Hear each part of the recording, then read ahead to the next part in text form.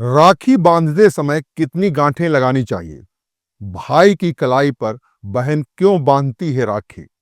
भाई बहन का रिश्ता बहुत पवित्र और अनमोल होता है। इस प्यारे से रिश्ते को साल में रक्षाबंधन के पर्व के दिन मनाया जाता है। इस दिन बहनें भाई की कलाई पर रक्षा सूत्र बांधती हैं। लेकिन राखी बांधते समय बहुत सी बातों का ख्याल रखना जरूरी होता है। राखी बांधते समय बहन को राखी में कितनी गांठें बांधनी चाहिए?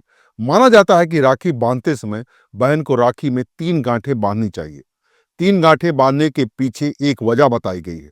शास्त्रों में बताया गया है कि ये 3 गांठें 3 महत्वपूर्ण चीजों का प्रतीक है। पहली गांठ सुख, समृद्धि, लंबी आयु का प्रतीक है। दूसरी गांठ प्यार, विश्वास का प्रतीक है। तीसरी गांठ प्रतीक है मर्यादा, सत्य की राह पर चले और अपनी बहन का साथ दे। वहीं कई बहनें राखी बांधते समय 5 गांठें भी लगाती हैं। ये 5 गांठें पंचत्व को समर्पित है, इसीलिए राखी को बहुत ही श्रद्धा पूर्वक बांधना चाहिए। भगवान से भाई और परिवार की कुशलता की दुआ करनी चाहिए। रक्षाबंधन हिंदुओं के लिए एक महत्वपूर्ण त्योहार है। हिंदू कैलेंडर के अनुसार श्रावण माह की पूर्णिमा को रक्षाबंधन या कहें कि राखी का त्योहार मनाया जाता है। चलिए हम आपको बताते हैं इस त्योहार को मनाए जाने के पीछे 10 पौराणिक कथाएं। पहला, भविष्य पुराण में कहीं पर लिखा है कि सबसे पहले इंद्र की पत्नी सची ने वृत्रसुर से युद्ध में इंद्र की रक्षा के लिए रक्षा सूत्र बांधा था। इसलिए जब भी कोई युद्ध में जाता है तो उसकी कलाई पर कलाया, मौल या रक्षा सूत्र बांधकर उसकी पूजा की जाती है। देवी लक्ष्मी ने राजा बलि को अपना भाई बनाकर हाथों में अपने पति की रक्षा के लिए ये बंधन बांधा था और अपने बंधक पति श्री हरि विष्णु को अपने साथ ले गई थी। दूसरी कथा यह है कि हमें स्कंद पुराण, पद्म पुराण और श्रीमद् भगवत पुराण में मिलती है। कथा के अनुसार भगवान विष्णु ने अदिति के गर्भ से 52 अवतार लिया और ब्राह्मण के भेष में असुर राज राजा बलि के द्वार भिक्षा मांगने गए। चूंकि राजा बलि महान दानवीर थे तो उन्होंने वचन दे दिया कि आप जो भी मांगेंगे वो दे दूंगा। भगवान ने बलि से भिक्षा में 3 पग भूमि मांग ली। बलि ने तत्काल हाँ कर दी, क्योंकि 3 पग ही भूमि तो ही देना था। लेकिन तब भगवान वामन ने अपना विशाल रूप प्रकट किया और 2 पग में सारा आकाश, पाताल और धरती नाप लिया। फिर पूछा कि राजन अब बताइए कि तीसरा पग कहां रखूं? तब विष्णु भक्त राजा बलि ने कहा, भगवान आप मेरे सिर पर रख दीजिए। और फिर भगवान ने राजा बलि को रसातल का राजा बनाकर अजर अमर होने का वरदान दे दिया। लेकिन बलि ने इस वरदान के साथ ही अपनी भक्ति के बल पर भगवान से रात दिन अपने सामने रहने का वचन भी ले लिया। आइए बात करते हैं तीसरी कथा के बारे में। भगवान को 52 अवतार के बाद पुनः लक्ष्मी के पास जाना था, लेकिन भगवान ये वचन देकर फंस गए और वो वहीं रसातल में बलि की सेवा में रहने लगे। उधर इस बात से माता लक्ष्मी चिंतित हो गई। ऐसे में नारद जी ने लक्ष्मी को एक उपाय बताया। तब लक्ष्मी ने राजा बलि को राखी बांध अपना भाई बनाया और अपने पति को अपने साथ ले गई। उस दिन श्रावण मास की पूर्णिमा तिथि थी। तभी से ये रक्षाबंधन का त्योहार प्रचलन में है। और चौथी कथा यह है कि माना जाता है कि राजा सुयज्ञ के समय श्री कृष्ण ने शिशुपाल का वध कर दिया था, तो तब उनकी उंगली से खून बहने लगा था। इसे देखकर द्रौपदी ने तुरंत ही अपनी साड़ी का एक टुकड़ा फाड़कर उनकी उंगली पर बांध दिया था। इस कर्म के बदले श्री कृष्ण ने द्रौपदी को आशीर्वाद देकर कहा था कि एक दिन मैं अवश्य तुम्हारी साड़ी की कीमत अदा करूंगा। इन कर्मों की वजह से श्री कृष्ण ने द्रौपदी के चीरहरण के समय उनकी साड़ी को इस पुण्य के बदले ब्याज सहित इतना बढ़ाकर लौटा दिया और उनकी लाज बचाई। कहते हैं कि इसी के बाद रक्षाबंधन पर बहन द्वारा राखी बांधने की परंपरा की शुरुआत हुई थी। पांचवी कथा यह है कि उत्तर भारत में रक्षाबंधन वाले दिन अर्थात श्रावण की पूर्णिमा को राखी का त्योहार मनाया जाता है, जबकि दक्षिण भारत में समुद्री क्षेत्रों में नारियल पूर्णिमा का त्योहार मनाया जाता है।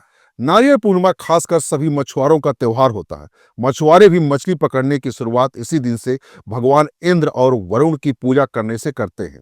पूजा के दौरान विधिवत रूप से उन्हें केले के पत्तों को समुद्र किनारे नारियल अर्पित किए जाते हैं। इसीलिए इस राखी पूर्णिमा को वहां नारियल पूर्णिमा भी कहते हैं।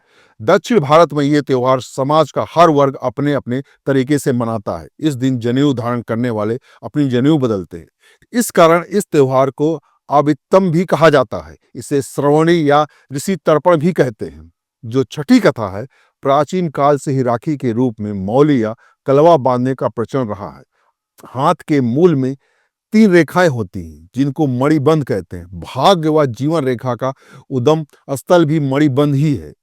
इन तीनों रेखाओं में दैहिक, दैविक व भौतिक जैसे त्रिविध तपों को देने व मुक्त करने की शक्ति होती है। इन मणिबंधों के नाम शिव, विष्णु व ब्रह्मा हैं। इसी तरह शक्ति, लक्ष्मी व सरस्वती का भी यहाँ साक्षात वास रहता है। जब हम कलवा का मंत्र रक्षा हेतु पढ़कर कलाई पर बांधते हैं तो ये 3 धागों का सूत्र त्रिदेवों व त्रिशक्तियों को समर्पित हो जाता है, जिससे रक्षा सूत्र धारण करने वाले प्राणी को सब प्रकार से रक्षा होती है।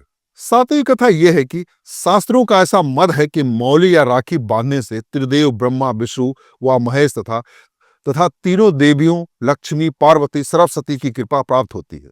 ब्रह्मा की कृपा से कीर्ति, विष्णु की कृपा से रक्षा, शिव की कृपा से दुर्गुणों का नाश होता है। इसी प्रकार लक्ष्मी से धन, दुर्गा से शक्ति एवं सरस्वती की कृपा से बुद्धि प्राप्त होती है। ये मौली किसी देवी या देवता के नाम पर भी बांधी जाती है, जिससे संकटों और विपत्तियों से व्यक्ति की रक्षा होती है। ये मंदिरों में मन्नत के लिए भी बांधी जाती है।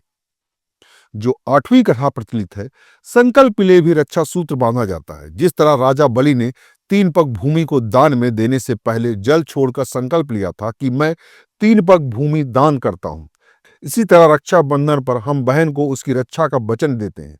मौली बांधकर किए गए संकल्प का उल्लंघन करना अनुचित और संकट में डालने वाला सिद्ध हो जाता है। यदि आपने राखी या मौली बांधी है तो उसकी पवित्रता का ध्यान रखना भी जरूरी होता है। जो 9वीं कथा प्रचलित है, शास्त्रों के अनुसार मौली बांधने से उसके पवित्र और शक्तिशाली बंधन होने का एहसास होता रहता है और इससे मन में शांति और पवित्रता बनी रहती है। व्यक्ति के मन और मस्तिष्क में बुरे विचार नहीं आते और वो गलत रास्तों पर नहीं भटकता है। कई मौकों पर इससे व्यक्ति गलत कार्य करने से बच जाता है। जो 10वीं कथा है, महाभारत में भी रक्षाबंधन के पर्व का उल्लेख है।